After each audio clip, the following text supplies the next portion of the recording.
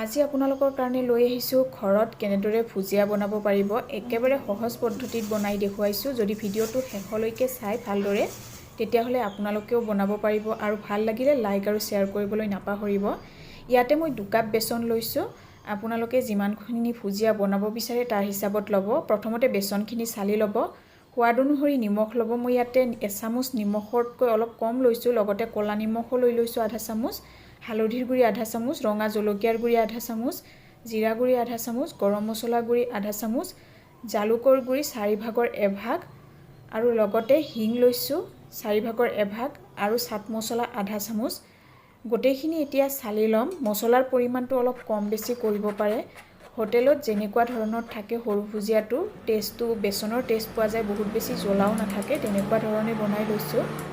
আৰু বেচনখিনি এবাৰত চালিবৰ কাৰণে অসুবিধা হ'লে দুবাৰত চালি ল'ব। গোটেইখিনি চালা হৈ গ'ল।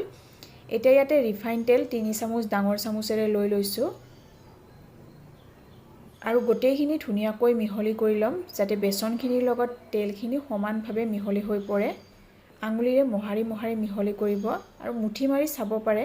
দেখিছেনে গোট খাই গৈছে। আৰু এতিয়া এইখিনি ঠাণ্ডা পানী দি মঠি ল'ম। যিহেতু মই সৰু ভুজিয়াটো বনাম, এইখিনি অকণমান বেছিয়ে লিকটীয়াকৈ মঠি ল'ম। আৰু যদি ডাঙৰ ভুজিয়াটো বনাই তেতিয়াহ'লে অলপ টানকৈ মঠি ল'লেও হ'ব। কিমানখিনি ডাঠ কৰিব লাগিব সেইটো দেখুৱাই যাম। হাতত আঠা লাগি যায় বাবে প্ৰথমতে চামুচ বা কচালিৰ সহায়তে এইখিনি মঠি ল'ব, তেতিয়া সুবিধা হ'ব। নহ'লে বেচনটো বহুত বেছিয়ে হাতত লাগি ধৰে। আৰু ধ্যান ৰাখিব গোটা গোটা ভাৱ যাতে আৰু অলপো নাথাকে। দেখিছেনে আঠা লাগি ধৰে আৰু এইখিনি একেবাৰে স্মুথ কৰি লৈছোঁ আৰু হাতত তেল সানি ল'লোঁ এতিয়া যাতে এইখিনি গুচাব পাৰোঁ। আৰু এটা দহ নিচিনা মই গোট খুৱাই ল'ম আৰু তাৰপিছত তেল সানি এইখিনি 10ৰ পৰা 15 মিনিট মানৰ কাৰণে ৰেষ্ট হ'বৰ কাৰণে ৰাখি দিম। দেখি ধৰিব পাৰিছেই চাগে কিমানখিনি মই ইয়াতে স্মুথ কৰি এইটো মঠি লৈছোঁ। আৰু এইখিনি এতিয়া ঢাকন মাৰি ছাইডত ৰাখি দিম। ইয়াতে মই ভুজিয়া মেকাৰ লৈ লৈছোঁ। এইটো অনলাইন কিনিছোঁ আমাজনৰ পৰা, একেবাৰে কম দামতে কিনিব পাৰি। আপোনালোকেও লৈ ল'ব পাৰে। আৰু এনেদৰে মই ইয়াতে 3খন ভুজিয়া বনোৱা প্লেট পাইছোঁ আৰু তাৰ ভিতৰত একেবাৰে সৰুখন লৈ লৈছোঁ যিহেতু মই সৰু ভুজিয়াটো বনাম। আৰু ইয়াতে মই এতিয়া প্ৰথমতে তেল সানি ল'ম, নহ'লে বেচনৰ মিশ্ৰণটো চাৰিওফালে লাগি ধৰে। বনোৱাৰ আগত একেবাৰে ভালদৰে চাৰিওফালে তেলটো সানি ল'ব, লগতে হেণ্ডেলডালতো সানি ল'ব। আৰু ইয়াতে ভালেকেইখন প্লেট পোৱা যায়, আপোনালোকে বেলেগ বেলেগ ধৰণৰ ভাজাও বনাব পাৰিব। এতিয়া প্ৰথমতে ভুজিয়াটো বনাই দেখুৱাইছোঁ। তেল সানা হৈ গ'ল। এতিয়া মিশ্ৰণখিনি লৈ লৈছোঁ আৰু তাৰ আগতে অকণমান তেল সানি ল'লোঁ যিহেতু আঠা আঠা হয়। আৰু এইটো এতিয়া দীঘলকৈ অকণমান 10 নিচিনা এটা লৈ লৈছোঁ, তেতিয়া ভৰাবৰ কাৰণে সুবিধা হয়। আৰু যিমানখিনি ধৰে তাৰ হিচাপতহে ভৰাব। অকণমান খালী কৰি এৰিব যাতে হেণ্ডেলডাল লগাই আপোনালোকে সাঁফৰটো ভালদৰে মাৰিব পাৰে। নহ'লে আপোনালোকে এইটো যদি বেছিকৈ ভৰাই দিয়ে তেতিয়াহ'লে অসুবিধা হয় বা আঠা লাগি যায়।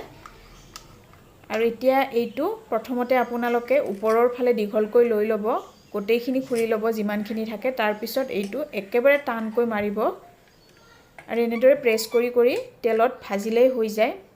এয়া দেখুৱাইছোঁ, ধুনীয়াকৈ ওলাই গৈছে। এতিয়া তেলটো মই মিডিয়াম গৰম কৰি লৈছোঁ। গেছৰ ফ্লেমটো ল' আৰু মিডিয়ামৰ মাজত ৰাখি এইটো প্ৰেছ কৰি কৰি দি দিছোঁ। এবাৰত কিন্তু বেছিকৈও নিদিব, নহ'লে ভুজিয়াখিনি ভাজোতে তেলটো বহুত শুহি লয়। ইমানখিনি দিয়াৰ পিছত মই ৰাখি দিছোঁ। গেছৰ ফ্লেমটো ল' আৰু মিডিয়ামত এটা ছাইড ভাজি ল'ম। যেতিয়া এটা ছাইড ভাজা হৈ যায় তাৰপিছত ওলোটাই ল'ম। যিহেতু সৰু ভুজিয়া হয়, ভাজিবৰ কাৰণে কিন্তু বহুত বেছি সময় নালাগে, 1-2 মিনিটমান হ'লেই হৈ যায়। বাকীখিনিও একেধৰণে ভাজি ল'ম।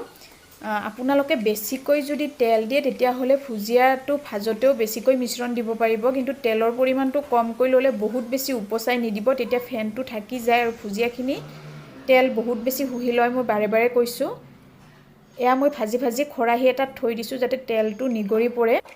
ডাঙৰ ভুজিয়াটো ভাজিবৰ কাৰণে অলপ সময় লাগে। আৰু এইটো ভুজিয়া যেতিয়া এটা ছাইডত ভাজা হয় ওলোটাই দি আনটো ছাইডৰ পৰা ভাজা হোৱাটো গম পাই যে আপোনালোকে যিটো ফেন দেখিছে তেলৰ সেইটো সম্পূৰ্ণ নাইকিয়া হৈ যায়।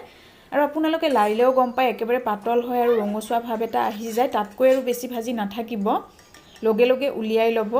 আৰু এয়া ভাজি ভাজি ছাইডত ৰাখি দিছিলোঁ। শেষৰ মিশ্ৰণ যিহেতু আৰু অলপ থাকি যায়, একেবাৰতে মই অলপ সৰহকৈ দিলোঁ কাৰণে তেলটো অলপ বেছিকৈ শুহি ল'লে ঠাণ্ডা হোৱাৰ পিছত এইখিনি ভাঙি ল'ম। একেবাৰে মোহাৰি নিদিব, আলসুৱা হাতেৰে ওপৰ তল কৰি দিলে হৈ যায়। এইখিনি ৰেডি হৈ গ'ল। এতিয়া আপোনালোকে কাঁচৰ বৈয়ামত এইটো এমাহলৈকে ষ্ট'ৰ কৰিব পাৰে। যিহেতু ভুজিয়া ৰেচিপি বনাম বুলি কৈছিলোঁ, সেইকাৰণে এইখিনি আৰু দেখুৱাই নিদিলোঁ। টেষ্টটো বঢ়াবৰ কাৰণে নৰসিংহৰ পাত আৰু বাদাম কেইটামান ভাজি ইয়াতে এড কৰি দিছোঁ। তেতিয়া খাবলৈ খুবেই টেষ্টি হয়। যদি ৰেচিপিটো চাই ভাল পাইছে, প্লিজ লাইক আৰু শ্বেয়াৰ কৰিব। ভিডিঅ'টো শেষলৈকে চোৱাৰ বাবে